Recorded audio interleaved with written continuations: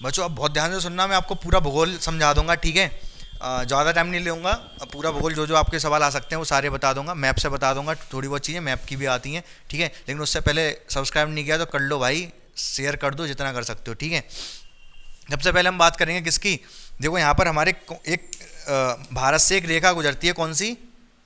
कर्क रेखा, ठीक है। तो कर्क रेखा कौन कौन से राज्य से होकर गुजरती है ये पता करने के लिए हमारे पास एक ट्रिक है, गर्म चीज़ बदतमीज। क्या है? गर्म चीज़ बदतमीज। ठंडी चीज़ अच्छी चीज़ नहीं, गर्म चीज़ ही अच्छी होती है, बदतमीज मतलब कुछ गलत मतलब नहीं है इसका। सबसे पहला था गरम, गरम मतलब गुजरात। क्या? गुजरात। रा से राजस्थान, राजस्थान। माँ से मध्य प्रदेश, मध्य प्रदेश। चा से, देखो वैसे एक्चुअली सी एच होता है, जहाँ पर इंग्लिश में लिखते हैं तो सी एच लिखा जाता है, चीज को क्या लिखते हैं? C H double E. हाँ, तो यहाँ से क्या आता है? छत्तीसगढ़, छत्तीसगढ़। जा से क्या है? जा से जे, जे मतलब झारखंड। क्या आ जाता है? झारखंड, झारखंड। बा से वेस्ट बंगाल, पश्चिम बंगाल, वेस्ट बंगाल, पश्चिम बंगाल। हाँ, पश्चिम नहीं, दिमाग खराब है तुम्हारा। पश्चिम तमिलनाडु कहाँ से आ जाएगा यहाँ? ता से त्रिपुरा, माँ से मीज से मिजोरम। कहाँ पर है ये? सबसे पहले ये आती है गुजरात से। कहाँ से? गुजरात, थोड़ी ऊपर से है ये, तो कोई बात नहीं। गुजरात आता है, फिर थोड़ा सा राजस्थान को काटती है, फिर मध्य प्रदेश को काटती है, मध्य प्रदेश के बाद ये काटती है आपको छत्तीसगढ़ को, थोड़ी ऊपर से लेनी पड़ेगी ये।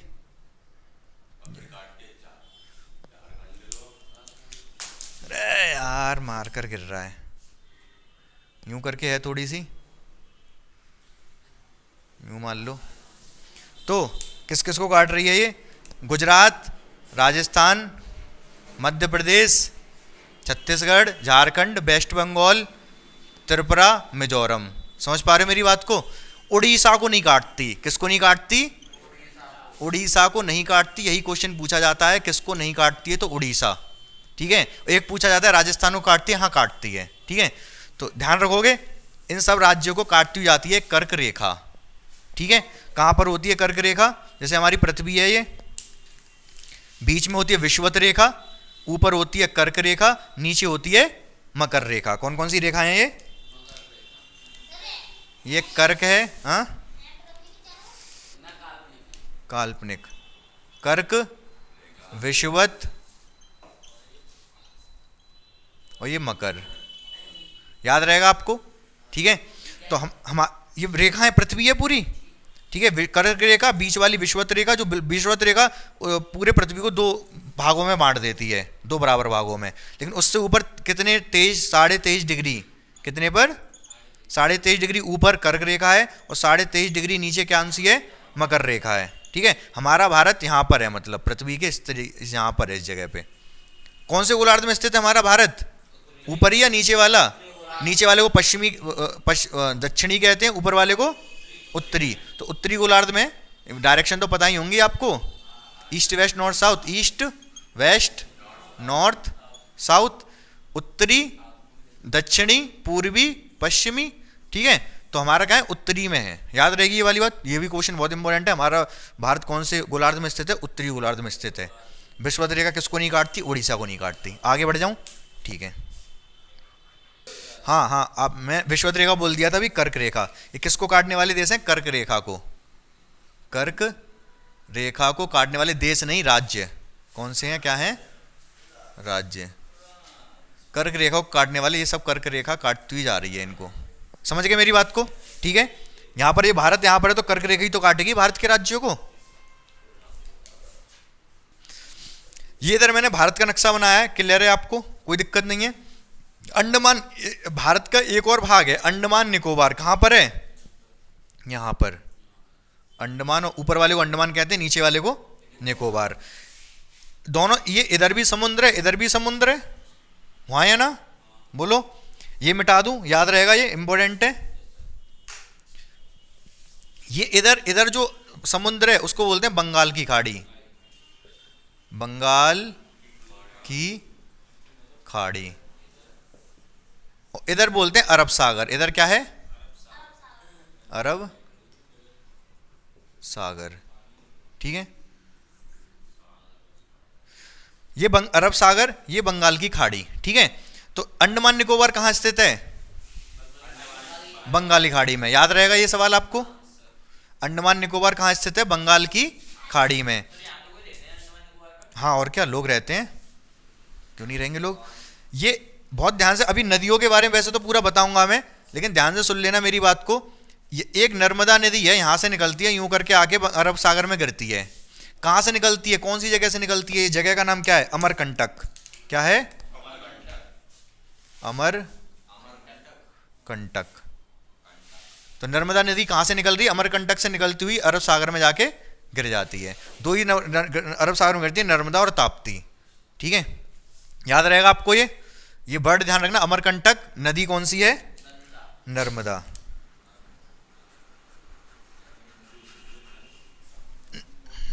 कहां से निकल रही नर्मदा नदी, अच्छा हमारी गंगा नदी, ये तो अमरकंटक हो गया, कौन सी नदी, नर्मदा नदी। गंगा नदी कहां से निकलती है, गंगा जी ने कहां से निकलती हैं, अरे उड़ा दूंगा चीन में से, गंगोत्री से। कहां से, गंगोत्री, हाँ गंगा जी निकलती है गंगोत्री से, ठीक है। हमारी जो गंगा है वो हमारी लाइफलाइन है, क्या है, हमारे देश की लाइफलाइन। बहुत सारे राज्य इसी पे निर्भर करते हैं, इस तरीके से चलती है ये। गंगा नदी देख लो, इस तरीके से आके कहाँ गिर जाती है, बंगाल की खाड़ी में जाके गिर जाती है। सारी नदी बंगाल में गिरती हैं, केवल नर्मदा और ताप्ती को छोड़कर। हाँ ताप्ती भी इसी के यहीं पे नीचे है, ठीक है, उसको छोड़ो, वो इंपॉर्टेंट नहीं है फिलहाल अभी के लिए, बाद में कभी पढ़ाऊंगा। तो इतनी बात समझ में आई। गंगा नदी कहाँ से निकल रही है, गंगोत्री से। नीचे एक नदी है गोदावरी, कौन सी, ये भी बंगाली खाड़ी में गिरती है, ठीक है। अब ये कहां से निकलती है वो इंपॉर्टेंट नहीं है, लेकिन इंपॉर्टेंट ये है, इसको बोलते हैं दक्षिण की गंगा। क्या बोलते हैं, दक्षिण की, हाँ तो दक्षिणी गंगा कैसे कहा जाता है, गोदावरी। दक्षिण क्यों, नीचे की तरफ दक्षिणी तो है, ऊपर पूरब नीचे दक्षिण, बता दिया मैंने अभी। दक्षिण ऊपर उत्तर, पूरब नहीं उत्तर, ऊपर उत्तर, ये उत्तर उत्तर है भारत का, नीचे दक्षिण है। समझ रहे हो मेरी बात को 100%। तो दक्षिण की गंगा किसको कह रहे हैं, गोदावरी को। गंगा कहां से निकल रही है, गंगोत्री से। नर्मदा कहां से निकल रही है, अमरकंटक से। याद रखना सारी बातें मेरी।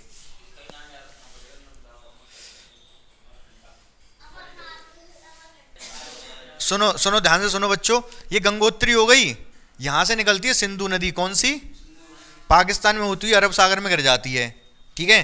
तो ये कौन सी नदी है, सिंधु, सिद्धू नहीं सिंधु, सबसे लंबी, सबसे लंबी, हाँ ठीक है, सबसे लंबी नदी है। कहां पर गिरती है, पाकिस्तान से होती हुई अरब सागर में। बात याद रहेगी आपको मेरी, मैप से बता रहा हूं सारी चीजें, मजा आ रहा होगा आपको, ठीक है। यहां से निकल रही है सिंधु नदी, इधर जाके गिर जा रही है। एक क्वेश्चन नदी पे भी पूछा जाता है कि कौन सी नदी कहां पर है, वो भी अभी बताऊंगा। आधी चीजें यहीं पे क्लियर हो जा रही हैं, ठीक है। ये सिंधु नदी हो गई, ये गंगा नदी हो गई। और इससे क्या पूछ लेता है आपसे, नदियों से एक सवाल, नदियों से आपसे पूछ लेगा, गंगा का उद्गम स्थल गंगोत्री मैंने बता दिया आपको। सहायक नदी, देखो होता क्या है, बहुत ध्यान से सुनोगे मेरी। देखो यहां से निकलती है यमुना, क्या निकलती है, यूं आके इसी में गंगा में जाके मिल जाती है। कहां पर मिल जाती है गंगा में जाके, इलाहाबाद। ये इंपॉर्टेंट नहीं कहां मिल जाती है, लेकिन सबसे लंबी सहायक नदी है, सबसे बड़ी सहायक नदी है। सहायक नदी मतलब और भी नदी आके मिलती हैं किसमें, गंगा में, लेकिन सबसे बड़ी कौन सी है, यमुना। सहायक, गंगा की सबसे बड़ी सहायक, गंगा की सबसे बड़ी सहायक नदी कौन सी है, यमुना। याद रहेगा कि नहीं, सहायक नदी जो सहायता करती है, जो उसमें आके मिल जाती है, और भी बहुत सारी मिलती हैं इसमें, ठीक है। हाँ, सारी नदी मिलके बंगाली खाड़ी में जाकर गिर जाती हैं, नर्मदा और ताप्ती को छोड़ के, नर्मदा और ताप्ती को छोड़ के। समझ गए यहां तक? कोई दिक्कत बड़ी समस्या हो तो पूछते जाना मुझसे।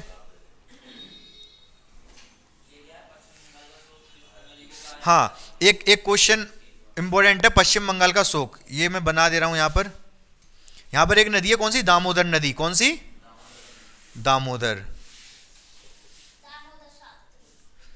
दामोदर नदी है, ये पश्चिम बंगाल में बहती है। कहां पर? तो पश्चिम बंगाल में बहती है, बहुत ज्यादा बाढ़ लेकर आती है। क्या लेकर आती है? बाढ़। इसीलिए इसको बंगाल का शोक कहते हैं। बंगाल का, किसको कहते हैं बंगाल का शोक? याद रख लेना, दामोदर नदी को बंगाल का शोक कहते हैं। बंगाल में, पश्चिम बंगाल में बहती है ये, ठीक है।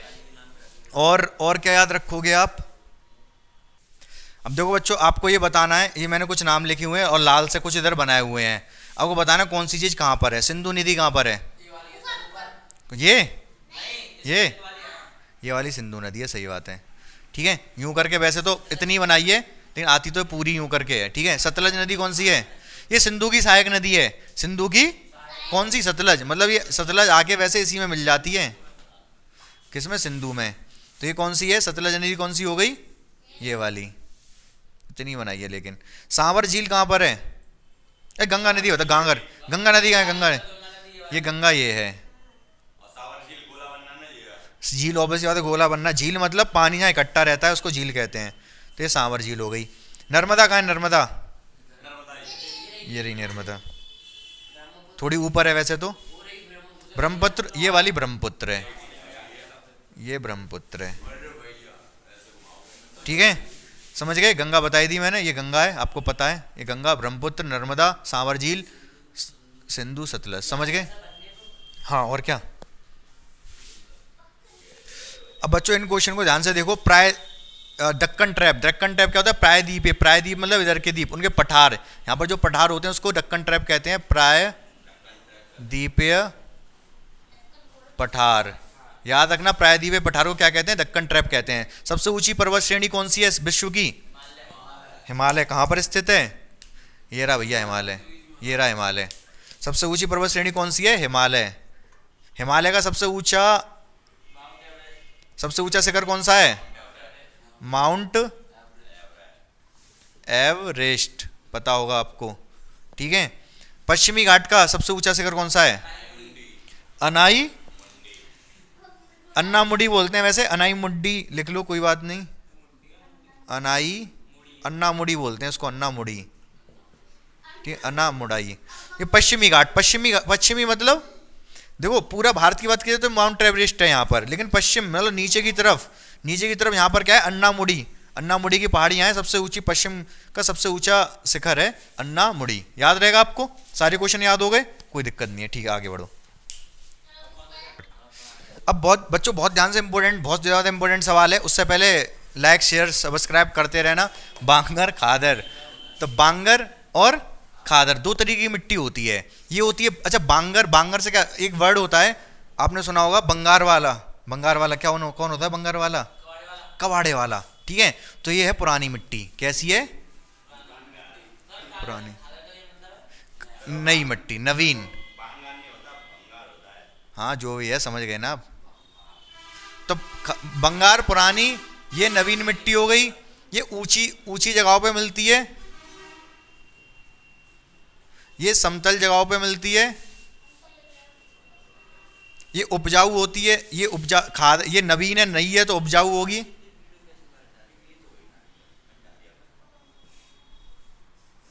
ये उपजाऊ नहीं होती है, उपजाऊ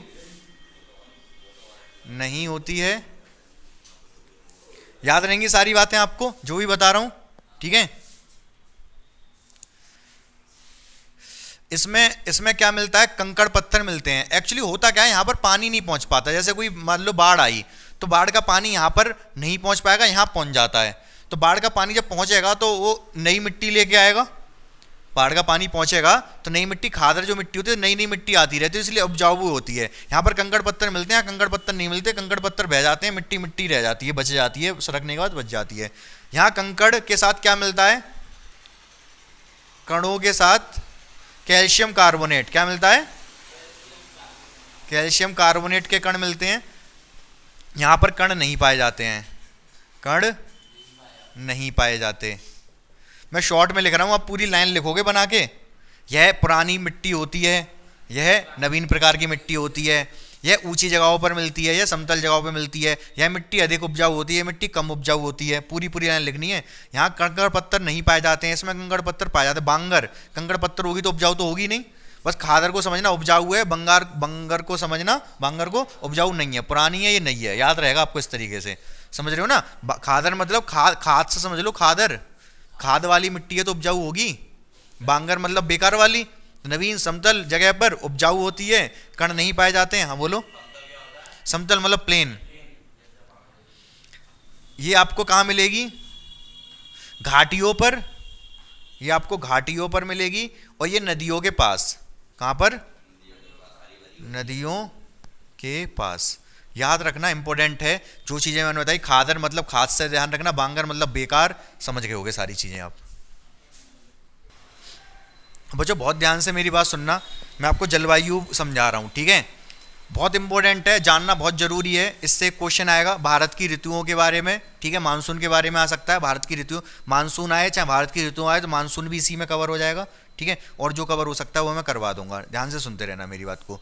सबसे पहले ऋतु, 4 तरीके की ऋतु है भारत में। ग्रीष्म ऋतु, शीत ऋतु, आगे बढ़ते मानसून की ऋतु, पीछे लौटते मानसून की ऋतु। ग्रीष्म ऋतु मतलब गर्मियों के दिन, गर्मी। गर्मी कब होती है? गर्मी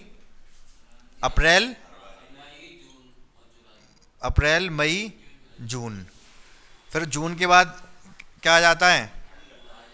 ठंड नहीं आती है। जुलाई अगस्त, जुलाई अगस्त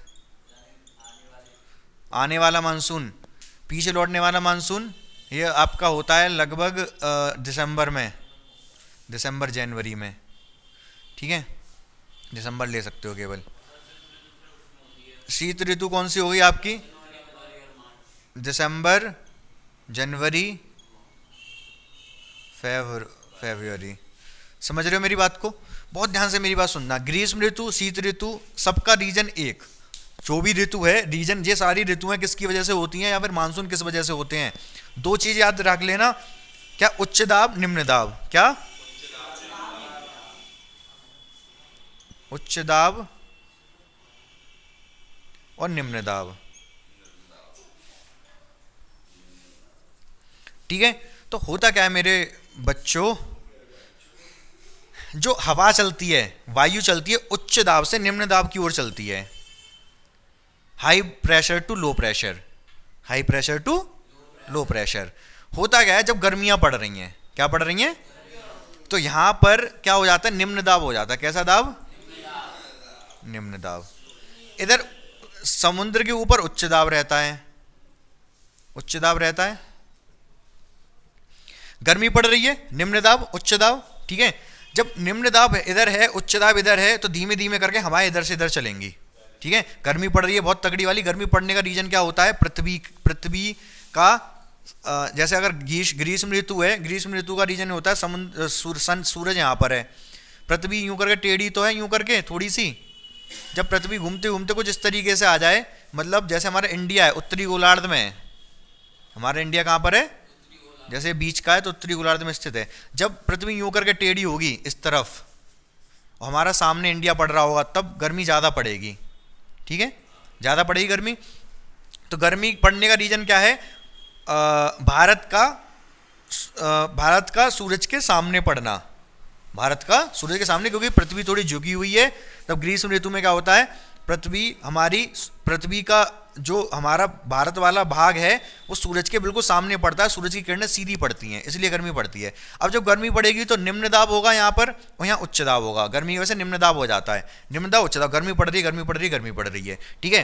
फिर धीमे धीमे करके हवाएं इधर से इधर चल रही हैं, उच्च दाब से निम्न दाब की ओर। तो थोड़े दिन बाद जैसी गर्मी पड़ती है, थोड़े दिन बाद क्या आ जाता है? मानसून इधर आ गया, मानसून जुलाई अगस्त।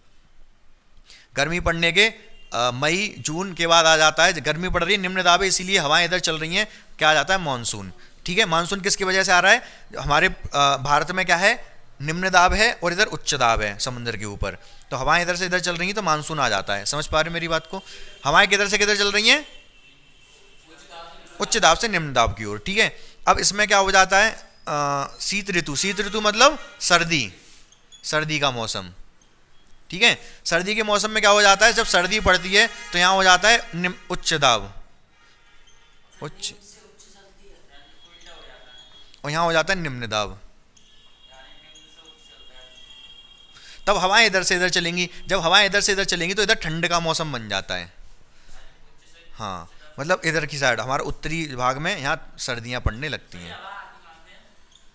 हवा तो चलती रहती है लगातार, हवा कहाँ से आएगी? हवा तो मतलब एयर अगर चल रही है तो हवा तो रहती हैं। और इसके अलावा मैं आपको क्या बताना चाह रहा था, उच्च दाब निम्न दाब हो गया, सारी चीज़ें हो गई। अच्छा, मानसून में लौट के आता है, जैसे यहाँ पर हिमालय पर्वत है, क्या है, तो जो हवा इधर चलती है मानसून भी चल रहा है। मानसून मतलब, मानसून का क्या मतलब है? वर्षा जो कर रहा है मानसून, इसका क्या मतलब है? जब हवा इधर से इधर चल रही है, आपने ये तो मुझसे पूछा ही नहीं कि यहाँ जब निम्न दाब था उच्च दाब था तो हवा इधर से इधर चल रही थी।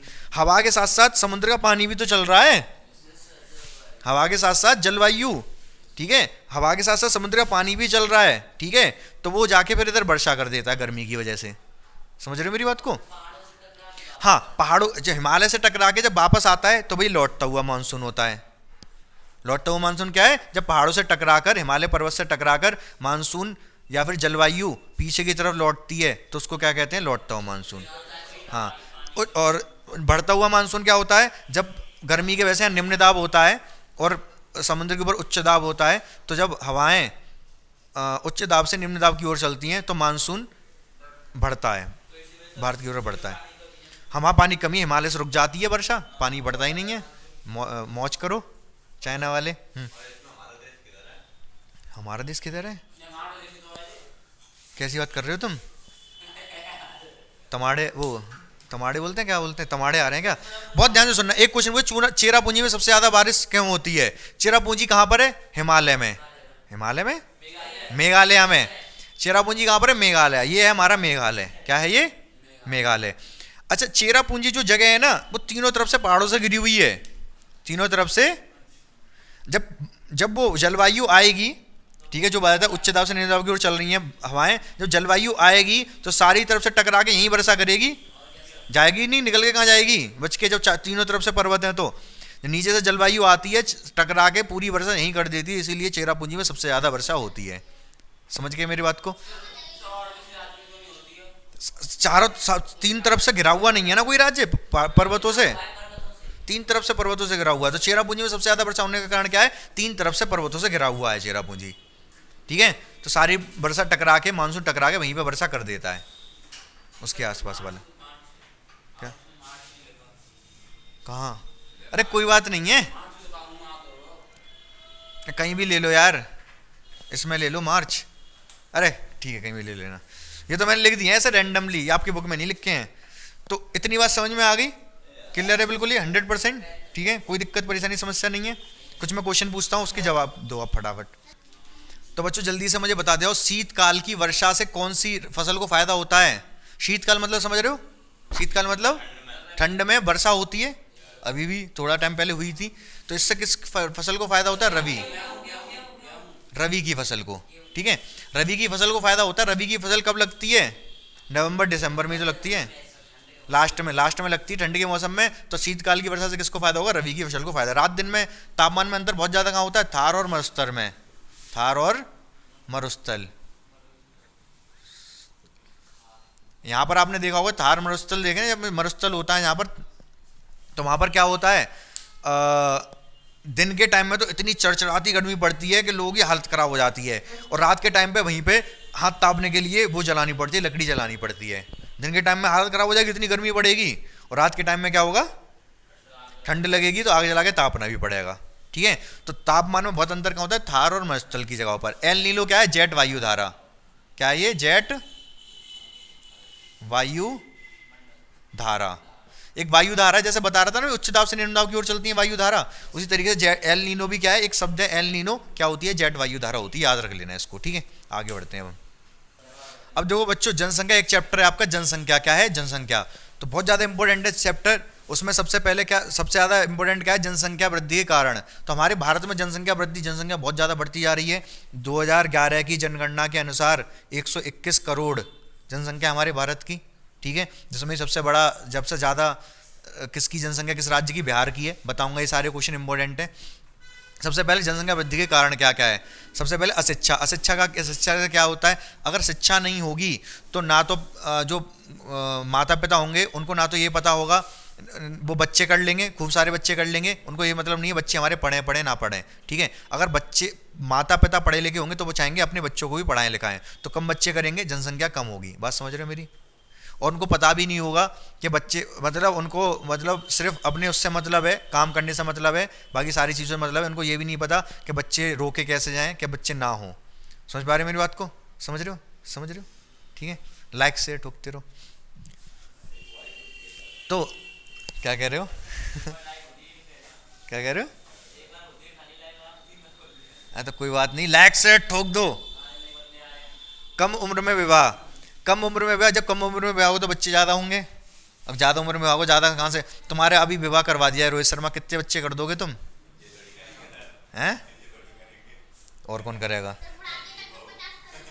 अच्छा, तो बिना इनके, इनकी बहू थोड़े ना बच्चा कर लेंगी, इनकी जरूरत पड़ेगी। तो कम उम्र में अगर अभी रोहित शर्मा का विवाह कर दिया जाए तो 10-15 बच्चे डाल देंगे ये, ठीक है। तो कम उम्र में अगर विवाह हो जाएगा तो बच्चे ज़्यादा होंगे। अगर मान लो 35-40 में विवाह होगा तो माता पिता थोड़े बहुत ही बच्चे कर पाएंगे, फिर उनकी पढ़ाई लिखाई करवाएंगे, बात खत्म। तो कम उम्र में विवाह हो जाता है, एक कारण है जनसंख्या वृद्धि। अशिक्षा, मतलब शिक्षा से, अशिक्षा का विवाह होगा तो मतलब शिक्षा, शिक्षित नहीं होंगे तो बच्चे वो करेंगे, उनको पता भी नहीं होगा किस तरीके से हम बच्चे कम करें, पढ़ाई लिखाई करवाएं। गर्म जलवायु, ये मतलब फैक्ट है। क्या फैक्ट है कि जहाँ की जलवायु गर्म होती है वहाँ की प्रजनन क्षमता अधिक होती है महिलाओं की। क्या होती है, प्रजनन क्षमता। क्या अधिक होती है, प्रजनन क्षमता। क्या अर्थ है, क्या तात्पर्य है शब्द का, है क्या। हाँ वही बता रहा हूँ, बच्चा पैदा करने की क्षमता। जैसे हमारी जो इंडिया है ना, यहाँ पर गर्म जलवायु है, गर्मी कितनी सारी पड़ती है, तो यहाँ पर प्रजनन क्षमता महिलाओं की ज़्यादा होती है, खूब सारे बच्चे कर देती हैं, कोई दिक्कत नहीं होती उनको। लेकिन अभी यही क्या, जाओगे अगर आप जाओगे जैसे ठंड वाली जगहों पर, जैसे चीन में चले गए आप, चीन में नहीं तो ऊपर चले जाओ, मतलब यूरोप में चले जाओ। यूरोप में वहाँ बहुत ठंड पड़ती है, गर्मी नहीं पड़ती, तो वहाँ महिलाएं ज़्यादा बच्चे कर नहीं पाती, ठीक है। तो प्रजनन क्षमता कम होती है यहाँ। तो जो गर्म जलवायु, हमारे देश की जलवायु अधिक है, इसलिए प्रजनन क्षमता ज़्यादा है। मृत्यु दर का घटना, पहले विश्व युद्ध वगैरह होते थे तो बहुत सारे लोग मर जाते थे, जनसंख्या कम होती थी। अब कोई युद्ध वगैरह होता नहीं है तो मृत्यु दर में, मृत्यु दर मतलब लोग कम मर रहे हैं अब, ठीक है, कम मर रहे हैं। इसलिए ये सारे चारों कारण हैं जनसंख्या वृद्धि के। समझ में आ गई आपको बात। हाँ बोलो बोलो बोलो। पहले मृत्यु दर बहुत ज़्यादा थी, एक तो युद्ध वगैरह होते रहते थे। अरे भैया, तुम्हारे रावण के 1 लाख पुत्र, तुम तो नहीं थे कि उनमें से एक। अब जो कुछ क्वेश्चन में लिखे, सबसे ध्यान देते रहो। राज्यों के बारे में बात कर रहा हूँ, देशों के बारे में बात करें। सबसे जनसंख्या किसकी है, चीन की। दूसरे नंबर पे आता है भारत। भारत की जनसंख्या कितनी है, 121 करोड़। लेकिन यह है 2011 की जनगणना के अनुसार 121 करोड़। अब तो बहुत बढ़ गई है, 135 अराउंड हो गई। सबसे अधिक जनघनत्व राज्य, राज्य की बात चल रही है यहाँ पर। कौन सा सबसे ज़्यादा घनत्व किसका है, बिहार। कितना है, 1102। क्या है भैया, 1102 जन घनत्व। हाँ हाँ, सबसे ज़्यादा जनसंख्या चीन की। बहुत ध्यान से देखो, 1102 कितनी जन घनत्व, कितना 1100, मतलब 1 किलोमीटर, एक वर्ग बना लें, एक एरिया लें बिहार में, 1 किलोमीटर लंबाई चौड़ाई ऊंचाई का, ऊंचाई तो नहीं मतलब लंबाई चौड़ाई, तो इसमें देखेंगे तो कितने लोग रह रहे होंगे, 1102 लोग रह रहे होंगे 1 किलोमीटर में। 1 किलोमीटर इधर इधर इधर एक वर्ग बना लें, बस इसको ही बोलते हैं घनत्व। तो 1102 लोग रहते हैं। सबसे बड़ा क्षेत्रफल की दृष्टि से कौन सा राज्य है, राजस्थान। राजस्थान, अरे यार राजस्थान नहीं लिख पा रहा। सबसे अधिक जनसंख्या कौन से राज्य की है, उत्तर प्रदेश। राज्य की बात हो रही है, यूपी, उत्तर प्रदेश। समझ गए। आगे बढ़ते हैं, हम ज़्यादा टाइम नहीं लेते, बहुत टाइम हो रहा है वैसे भी। बहुत ध्यान से मेरे एक सवाल सुनना बच्चों, इंपॉर्टेंट है। यहाँ पर है पंजाब, क्या है, यहाँ पर है पश्चिम बंगाल, क्या है, पश्चिम बंगाल। पश्चिम बंगाल का जनन घनत्व अधिक है पंजाब की अपेक्षा, ऐसा क्यों? पश्चिम बंगाल का जनन घनत्व मतलब जहां पर ज्यादा लोग रहते हैं पंजाब की अपेक्षा, क्यों? रीजन पता नहीं, काफी ज्यादा रीजन है।